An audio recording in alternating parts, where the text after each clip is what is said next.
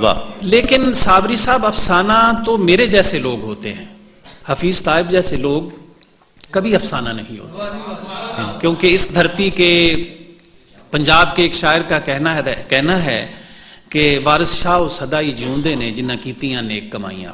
کیا بات، واہ، بے شک بے شک. حفیظ طائب صاحب کے بارے میں آپ نے ایک لفظ محبت میں کہا کہ انہوں نے بہت سے ہم اثروں کو مجبور کیا. انہوں نے مجبور نہیں کیا، انہوں نے ان کے اندر ایک روح پھونکی.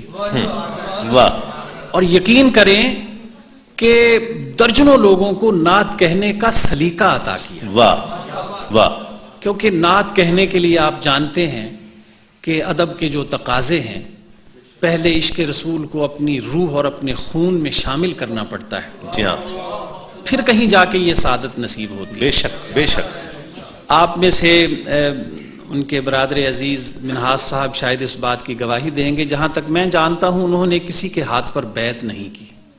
میں سمجھتا ہوں کہ اللہ کی ایسی رحمت تھی ان پر کہ بہت سے لوگوں نے رسمی طور پر ان کی بیعت نہیں کی، لیکن وہ عشق رسول کے حوالے سے ان کے مقلد، ان کے مرید بھی تھے. واہ واہ. اور صابری صاحب ایک نیاز مندی کے ساتھ ساتھ ایک اپنائیت اور ایک محبت کا سلسلہ بھی تھا استاد مکرم کے ساتھ. تو کہہ رہے ہیں کہ میں سمن آباد جانا چاہتا ہوں، میں شاہدرہ جانا چاہتا ہوں، میں پتوں کی جانا چاہتا ہوں. بیماری ہے، ذوف ہے، کمزوری ہے. کیا مسئلہ ہے جی؟ اس آدمی کی نعت کی کتاب کا دیباچہ لکھنا ہے. جی ہاں. یا پیش لفظ لکھنا ہے. تو میں نے کہا اس کو یہاں آنا چاہیے. کہنے لگے کہ نہیں، یہ تو عشق رسول کے خلاف ہے. اگر کسی بستی میں، کسی گوٹھ میں، دور کسی گلی کے ایک چھوٹے سے مکان کے اندر عشق رسول کی مہک جہاں سے اٹھے گی تو حفیظ طائب تو وہاں جائیں گے. کیا بات، واہ واہ. میں بالکل اپنے ایمان و ایقان کے ساتھ کہتا ہوں صابری صاحب کہ میں نے اپنی اس مستعار زندگی میں کوئی دوسرا حفیظ طائب نہیں دیکھا. کیا بات، واہ، بہت خوب.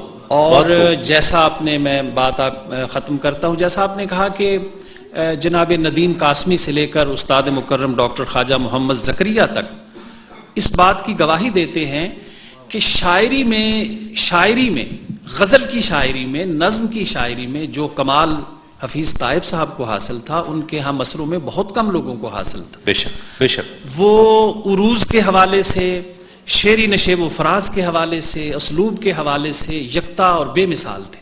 واہ. لیکن جب آسمان کے فیصلے انسانوں کے مقدر کو جگانے لگتے ہیں تو پھر وہی ہوتا ہے جو حفیظ طائب صاحب کے ساتھ ہوا.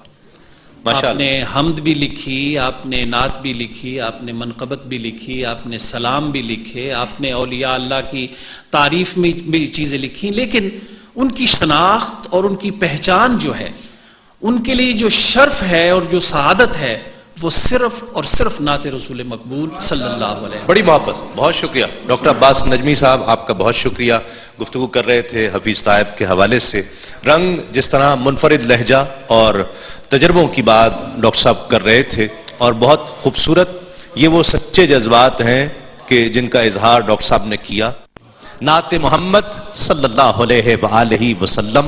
اور گزارش کر رہا ہوں وطن عزیز پاکستان کے انتہائی ممتاز و معروف قداور سناخاں سید اوصاف علی شاہ صاحب نے ان کا حفیظ طائب کا ایک کلام بہت خوبصورت پڑھا ہے. رہی عمر بھر جو انیس سے جاں، وہ بسار زوئے نبی رہی، کبھی اشک بن کے رواں ہوئی، کبھی درد بن کے دبی رہی. شاہ صاحب. رہی عمر بھر جو سے جان، رہی عمر بھر جو سے جان، وہ بسار زوئے نبی رہی. کیا بات. کبھی عشق بن کے رواں ہوئی، کبھی اشک بن کے رواں ہوئی، کبھی دید بن کے دبی رہی۔ سبحان اللہ، کیا بات! شہدی کے فکر و نگاہ سے مٹے نسل و رنگ کے تفریقے،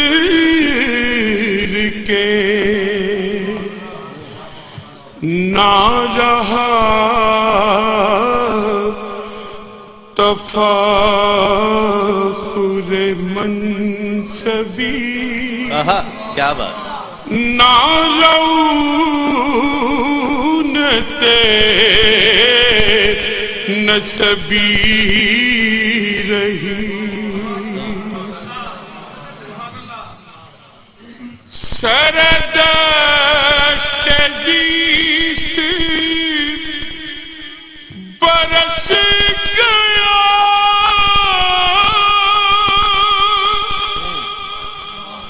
وہ صحابے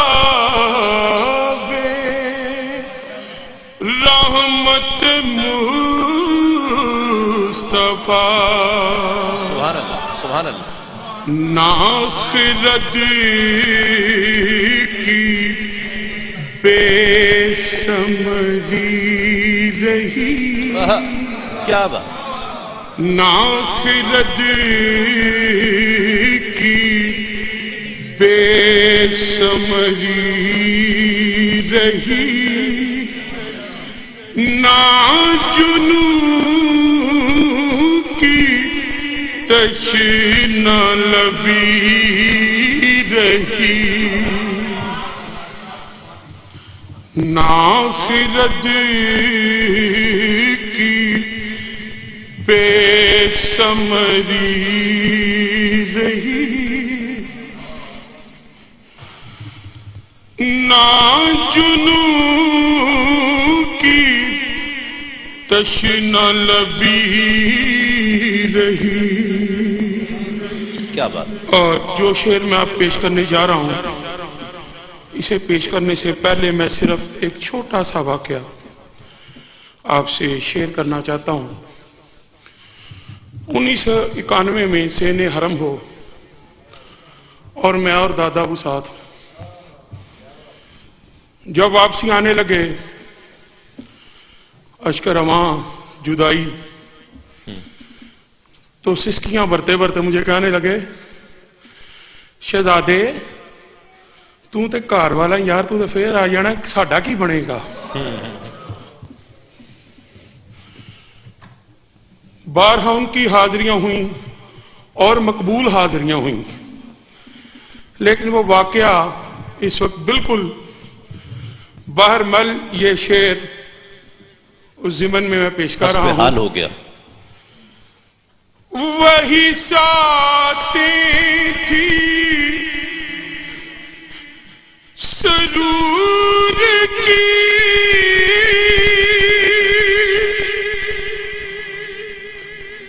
وہی دن تھے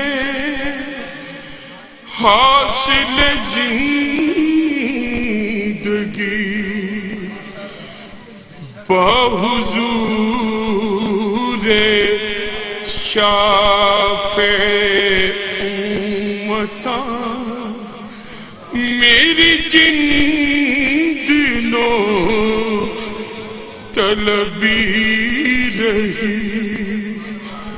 خوب، بہت خوب، بہت خوب، طلبی رہی۔ حضور شافع امتاں میری جن دنوں طلبی رہی، بحضور شافع امتاں میری جن دنوں طلبی رہی